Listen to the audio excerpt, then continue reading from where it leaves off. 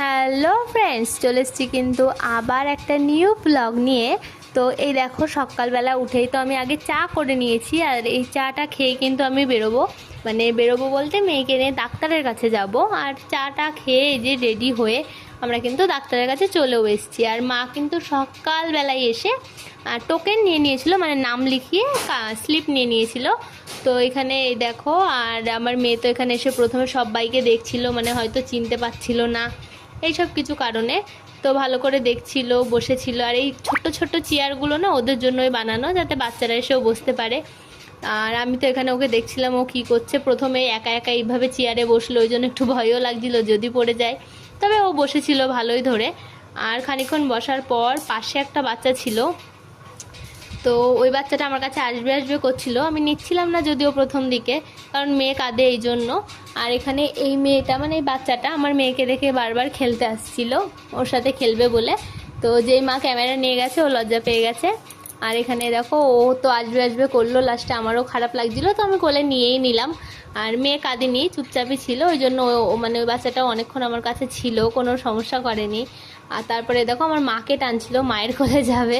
আর আমার মা হাসছিল যে ও রেগে টেগে যায় কিনা, আর বলছিল বারবার ওকে ধরিস, আমি ওকে নিচ্ছি কোলে।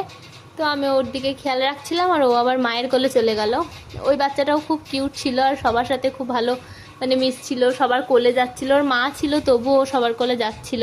আর আমার মেয়ে তো দেখো বড় হয়ে গিয়েও কারোর কোলে যেতেই চায় না।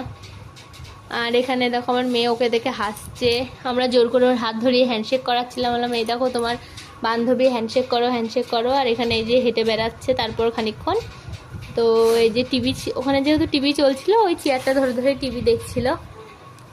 আর খুব মন দিয়ে টিভি দেখছিল, কারণ ও বাঘটাক মানে দেখাচ্ছিল, সেগুলো ও খুব পছন্দ করে। আর তারপর তো এই যে বাড়ি চলে এসেছি। আর বোনকে বলেছিলাম আমি ওখান থেকে ডাক্তার দেখিয়ে আবার চলে যাব, তো ওর খুব মন খারাপ ছিল। তারপরে তো আমার মেয়েকে দেখে ভীষণ খুশি হয়ে যায়। আর এখানে আমি এসে এই যে একটুখানি পোচপাচ দিচ্ছিলাম, আসলে তা না, খুব তাড়াহুড়ো করে বেরিয়েছি, তো দেখছিলাম যে ঠিকঠাক সব ছিল কিনা, কেমন লাগছিল।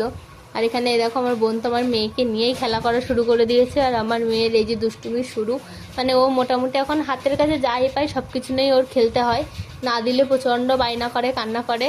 তো ওই জন্যই। আর এখানে এই যে আটা দেখেও শুরু করছিল, তো আমার মা ইচ্ছা করে আটাটা ওকে দিল, বললো নে আটা নিয়ে একটু খেলা কর, তো আটা নিচ্ছিল না। আর এখানে দেখো আমার মা, মানে আমার বোন, ও যে আমাকে আদর করছিল, আর আমার মেয়ে শুধু রেগে গিয়ে ওকে তাড়া দিচ্ছিল।